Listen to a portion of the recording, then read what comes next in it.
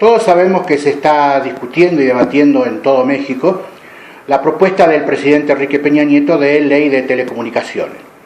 Por ahora el debate parlamentario al respecto se ha postergado, llamativamente se ha postergado para un periodo vacacional, con lo cual también tenemos entendido habría una trampa en la postergación.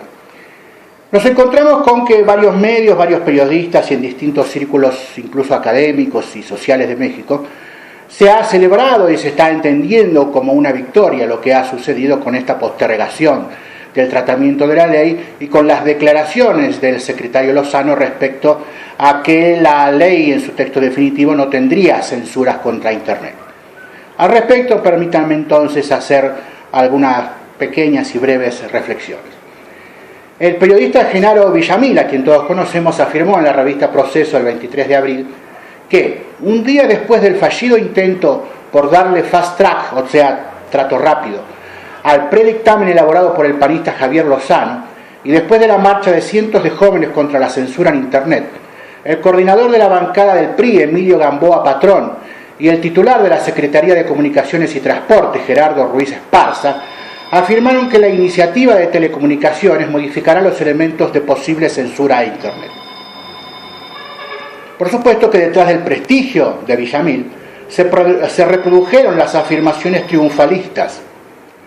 Por ejemplo, los titulares decían: cibernautas doblan al PRI, esto decía el diario El Mañana de Nuevo Laredo; dieron marcha atrás a Ley Mordaza en Internet, el diario El Mexicano de Tijuana; dan marcha atrás en censura a Internet, afirmó El Siglo de Durango.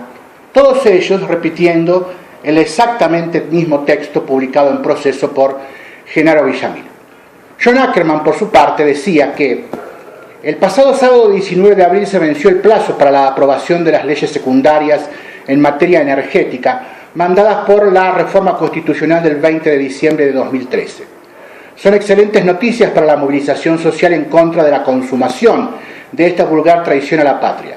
Habría que luchar para dejar en letra muerta a todos y cada uno de los otros oscuros artículos transitorios de la reforma para que jamás se concrete este histórico atraco al patrimonio nacional.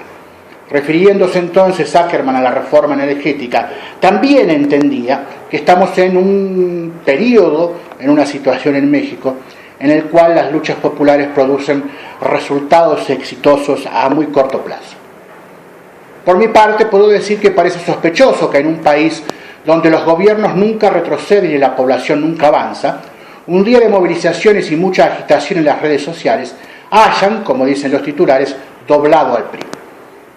Al día siguiente de su publicación que mencionamos, el mismo Villamil daba cuenta del error que había cometido y dice: sin embargo, en contra de lo declarado por el senador Javier Lozano, presidente de la Comisión de Comunicaciones, su proyecto de dictamen de ley de telecomunicaciones y radiodifusión no elimina por completo las medidas restrictivas a los contenidos a Internet, el bloqueo de señales y la geolocalización de dispositivos móviles.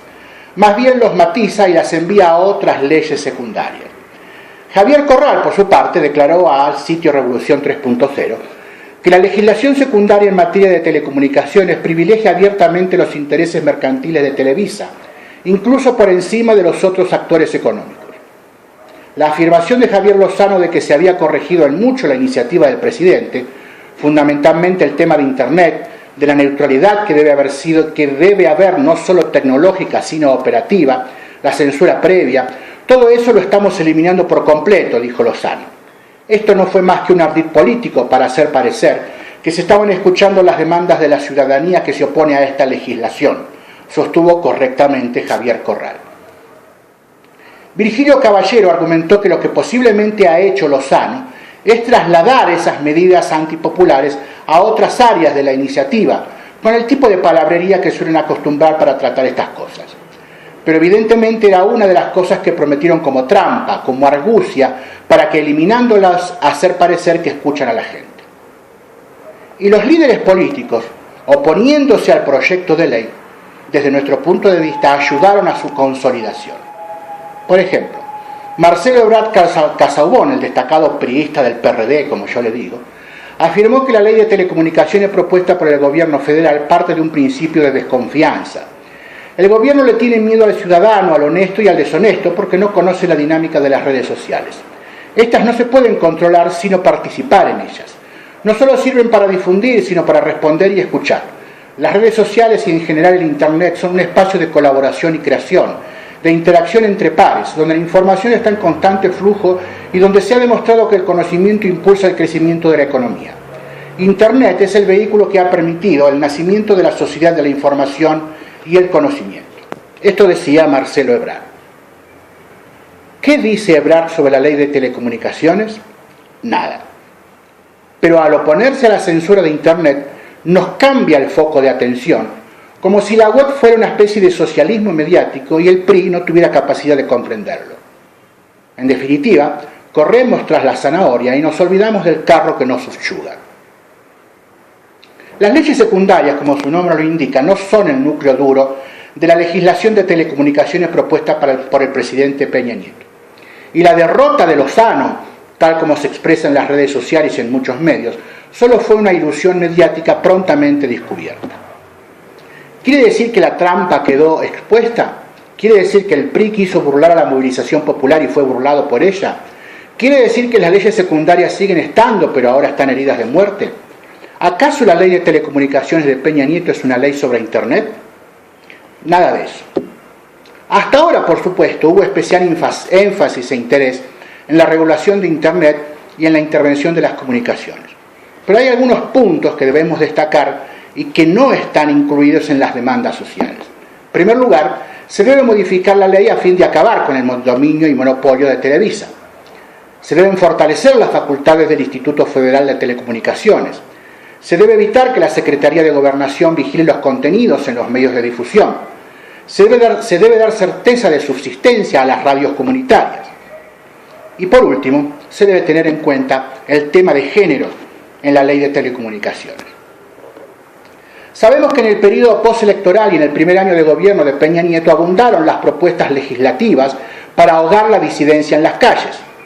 La reforma al artículo 362 del Código Penal en el DF, la ley antiprotesta y el Código Nacional de Procedimientos Penales en el Congreso Federal, la ley sobre manifestaciones en Jalisco, la ley Borja en Quintana Roo y la ley de manifestaciones públicas en San Luis Potosí. Son algunas de las muestras de los intentos de acallar las protestas sociales en las calles de México. Esta estrategia priista tuvo y tiene aún una cara digital. La detención y tortura de 3 activistas digitales en Puebla, la censura al blog de Maritza Díaz, la expareja de Peña Nieto, el escándalo por el uso del spyware FinFisher, el intento de castigar la difamación a políticos en las redes sociales en Nuevo León, la prisión del bloguero Gustavo Maldonado, el acoso a las cuentas de correo de Lidia Cacho, muestras entonces de una estrategia represiva en su aspecto digital. Pero, y esto es lo importante, el proyecto de Ley Federal de Telecomunicaciones y Difusión de México no tiene objetivos represivos. Preocupados por la propiedad de los medios de comunicación y no por su uso, los funcionarios buscan que la ley garantice privilegios capitalistas en crisis. Sabemos que en el capitalismo contemporáneo el derecho a la propiedad es derecho a la concentración y condena de la competencia. Por lo tanto, el eje actual de la cuestión no es la concentración material de la propiedad, cosa que Televisa ya ha adquirido, sino la obtención de una rúbrica legal constitucional de aquello que ya se ha obtenido. En términos maquiavélicos, hace tiempo que el príncipe ganó la batalla. Ahora necesita dictar las leyes que escrituren esa victoria. ¿Para qué? Para que esa victoria sea duradera y entonces el príncipe victorioso pueda crear un nuevo Estado. Este es entonces el foco en el que queremos hacer poner la atención respecto al debate que se está dando a nivel de la sociedad mexicana sobre la ley de telecomunicaciones. El centro de la cuestión entonces no es Internet, no es una ley que tenga objetivos represivos, sino que es una ley que intenta garantizar constitucionalmente una propiedad que ha sido adquirida por medios poco constitucionales.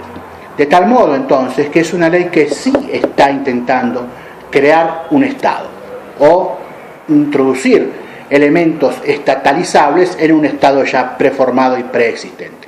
Un saludo entonces para todos ustedes. Nos encontramos la próxima semana por aquí.